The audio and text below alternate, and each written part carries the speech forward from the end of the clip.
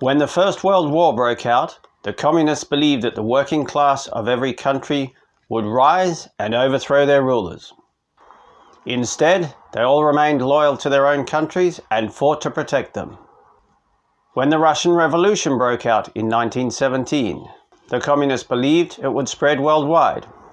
It didn't, and the communists were baffled. Why were people so loyal to the civilization that had given them the highest living standards in human history, the highest standards of health, and the greatest freedom in human history? Why ever did they not revolt? The communists decided that the wonder and glory of the Western world had blinded people to how oppressed they were. What the communists needed to do was to tell the happiest, wealthiest, and luckiest people in the world that they were oppressed. But how to do that? Since the West refused to overthrow capitalism, the communists decided they would have to destroy the culture. In 1919, a communist named Georgy Lukács became the Commissar for Culture in the Bolshevik government in Hungary, and he immediately launched a program to destroy Western civilization. He called it cultural terrorism. In order to destroy the family and to destroy the Christian religion in Hungary, he started with radical sex education for children in schools in order to undermine the unity of the family. The people were outraged by the assault upon their culture, and the government only lasted a few months. Georgy Lukács fled to Frankfurt in Germany. In 1923, they set up the Institute for Social Research, widely known as the Frankfurt School. They began studying the work of the most brilliant psychologists. Sigmund Freud said that people were sexually repressed. The communists decided that under capitalism, everybody was oppressed. People were not willing to engage in revolution. Therefore, they would have to destroy the culture first. Then people would rebel. In 1924, they decided to teach people the correct way to think. This was the birth of political correctness. The entire world labored under a state of repression and what he called sexual alienation. The solution was a social and cultural revolution. They brought in the most brilliant psychologists and psychoanalysts and pioneered sexual liberation and gender studies. They decided that there was no difference between men and women, merely socially determined gender roles. According to these Marxist masturbators, gender differences did not exist. In the 1930s, they invented critical theory. The theory was to criticize everything about the West, but offer no solutions. Through unrelenting, destructive criticism of every single institution of the Western world, they would destroy Western civilization. Critical theory is the basis for women's studies, gender studies, gay studies, and all other studies groups found in university campuses. In 1933, the Frankfurt School moved to New York City with help from the president of the University of Columbia. They shifted from destroying German society and culture to attacking American society and culture.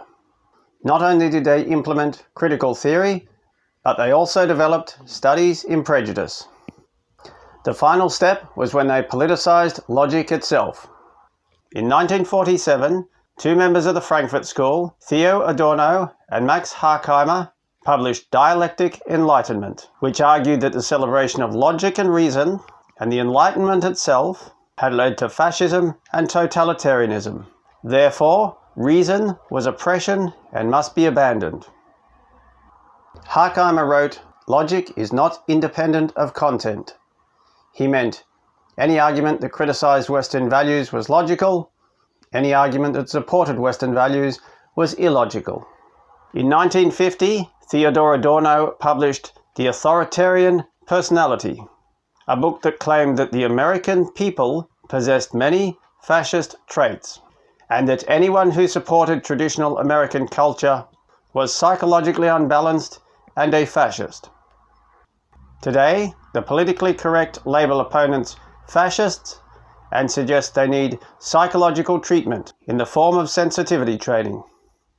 They introduced environmentalism into their movement and, as always, made it as extreme as possible. In the 1960s, they decided that our freedom itself is an illusion and is actually oppressive.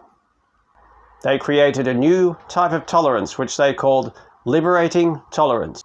only left-wing ideas could be tolerated, and all other speech must be shut down. They also felt that silence and passiveness had allowed all sorts of bad free speech. Therefore, silence was not allowed. This is why school teachers are taking our children into fields to shout silence is violence. Their goal is the repression of everything except their own point of view. Only their own point of view can be tolerated. All other viewpoints must be shut down. This led to politically correct culture in the 1980s. Since logic had no place in these arguments, the goal of PC culture was to show who you could attack and who you couldn't. This is what created the deranged culture vomited forth by the social justice warrior school teachers and university professors and media and politicians of today. And it is this that is destroying our children's minds and destroying their futures. The Soviet spy and defector Yuri Bezmenov said, even if you show them the truth right in front of their faces, even if you show them the facts right in front of their faces, they cannot see it, they will deny it. They are unable to understand facts. They have been brainwashed since political correctness was created in Hungary in 1924. In order to destroy Western culture, they set up all of these victim groups on university campuses all over the world. These departments on university campuses are ground zero for political correctness, and they have been the heart of campus culture from the 1960s onwards. It is in the universities that the push to destroy Western civilization has existed for so long. It is from the university campuses and from the university professors that this dark energy is spewed forth, which is tearing our civilization apart. The university campuses and the university professors who spew forth this garbage are the ground zero of the poison that has flooded our world for decades. If we are to win back our children's minds and win back our civilization, then we must replace the teachers and the university professors. It is they who are destroying our civilization and destroying the modern world. It is only parents who can take back this world and take back their children's future. The university professors are the problem. The school teachers are teaching this and frequently telling children not to tell their parents. The preschools are teaching children deranged gender theories without their parents' permission. The university professors are the problem, the school teachers are the problem, the media is the problem, and the politicians are the problem.